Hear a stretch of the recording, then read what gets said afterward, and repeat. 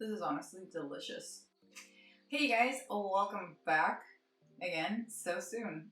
So for today's video, I wanted to touch base with my first palette, my first love, my first purchase, the Chocolate Bar palette by Too Faced. And I bought this back in 2015, 5 years ago already, and it's still there. It still smells like chocolate, so I'm gonna take it as it still works and it's not expired at all. I know that makeup expires, I'm just not sure when does this one expire. Anywho, I haven't ordered makeup in a while and I kind of wanted to buy makeup, but I felt very, very guilty of spending makeup when I'm not even using to the fullest extent my current palettes. Not that I'm gonna buy any palettes, but it was just like, I have so much makeup that I'm just like, why am I gonna spend more money without even using what I got? So in order to make myself feel better about spending money, I'm gonna first do a nice tutorial on my first palette ever to make sure that I touch on anything that I own that's old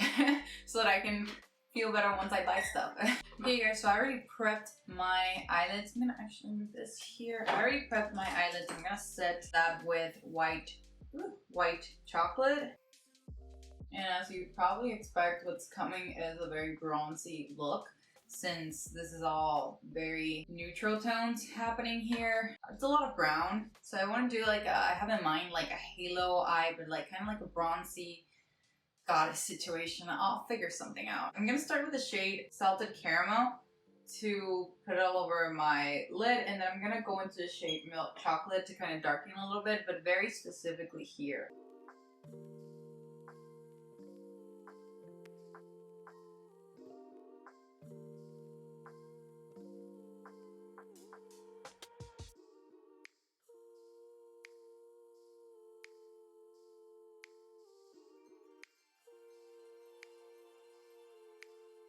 I'm gonna go ahead and go into Semi-Sweet, and I'm gonna put this all over my lid to darken everything and prep it for the actual shade that I want to put, which is Odd Chocolate. And then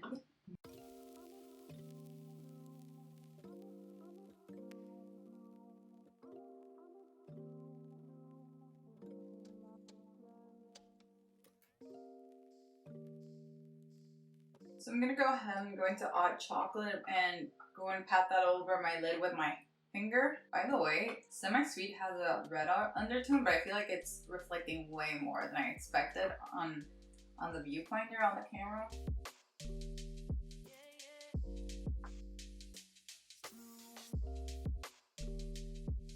It wasn't my intention for it to look so red. I want to say, like, it looks way red, like with a redder undertone than I expected, but I didn't really plan this, but I'm okay with it. I'm gonna go ahead into Creme Brulee, which is the golden shade, and I'm gonna actually take my pinky finger and I'm gonna pat that in the middle.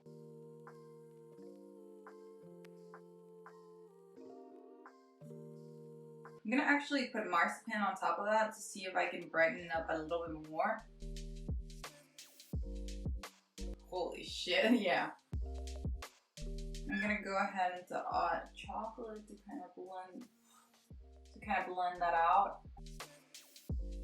Okay guys, so I'm gonna do the rest of my face and I'm gonna obviously do the other eye, and then we'll see the finished look.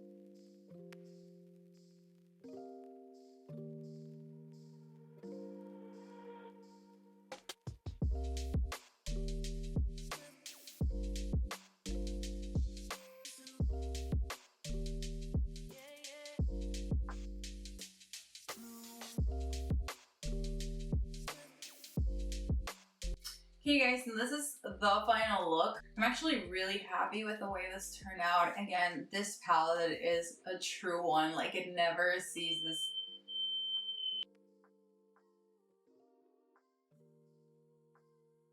The chocolate bar palette is such a staple. It doesn't matter how long I've had it, it's still as great as the first time that I bought it. It's still super blendable, it's pigmented, it's really easy to use. Like, for first timers, I feel like this is the perfect palette, especially if you like neutral tones, like a lot of browns and a little bit of pop of colors. I feel like for first timers, people who are learning to blend and stuff like that, excuse the noise, my dogs are being hella fucking annoying. I think it's just the perfect palette. It doesn't matter how many more palettes come by, I think it's still a staple to have. Essentially, also, I feel like it's good for first timers because it's not like super pigmented or powdery like the palettes that I use now, like Modern Renaissance or the Soft Glam. Like, it's very buildable, so it's like more controlled. Or if you just like a nice neutral palette, I think that this is still a good palette. It doesn't really matter how many more palettes come by. Honestly, there are a million neutral palettes, but I feel like this can still compete with a 2020 palette, which is something really big to say,